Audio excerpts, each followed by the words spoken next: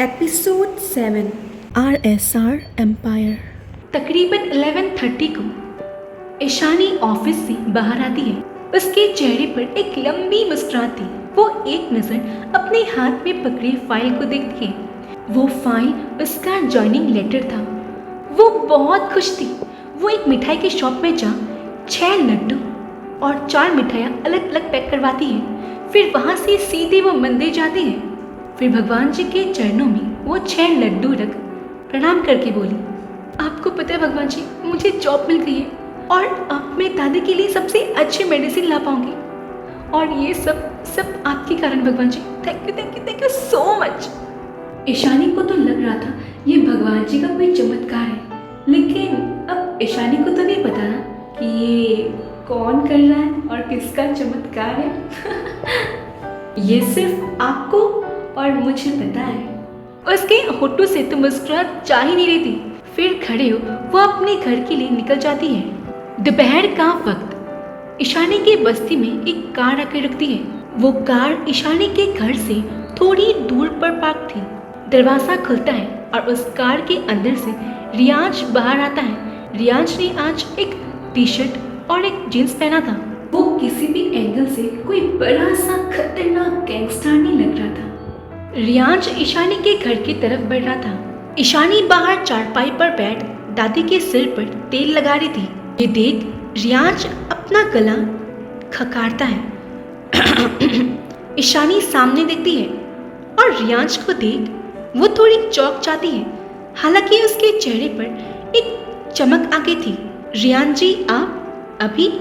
हाँ, तुमने कहा था ना दादी के हाथ की चाय पीने से गुस्सा कमता है, तो इसलिए। रियाज इतनी मासूमियत से बोला कि ईशानी और दादी दोनों के चेहरे में एक मुस्कुराहट आ जाती है। दादी खड़ी होकर बोली, बिल्कुल ठीक कहा ईशानी, आओ बेटा तुम बैठो, मैं तुम दोनों के लिए चाय लेकर आती हूँ और दादी मिठाई भी लाइएगा। ईशानी दादी से बोली। रियाज ईशानी से बोला, मिठाई क्यों?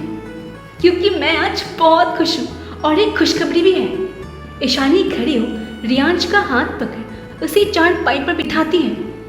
वहीं उसके छूते रियाज का शरीर मानो जम सा गया था। ईशानी के टच से रियाज की बॉडी में एक अलग सी करंट दौड़ जाती है।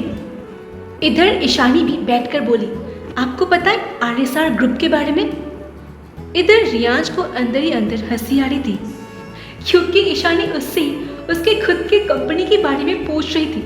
वहीं रियाज एक्टिंग करते हुए बोला, हाँ मैंने सुना है, वो बहुत बड़ी कंपनी है। वही तो, वो बहुत बड़ी कंपनी है और उसी कंपनी में मुझे जॉब मिली है।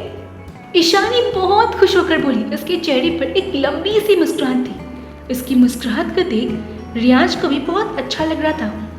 वो भी हल्का सा मुस्कुरा कर बोला, ये तो बहुत अच्छी बात है, कॉन्ग्रेचुलेशन।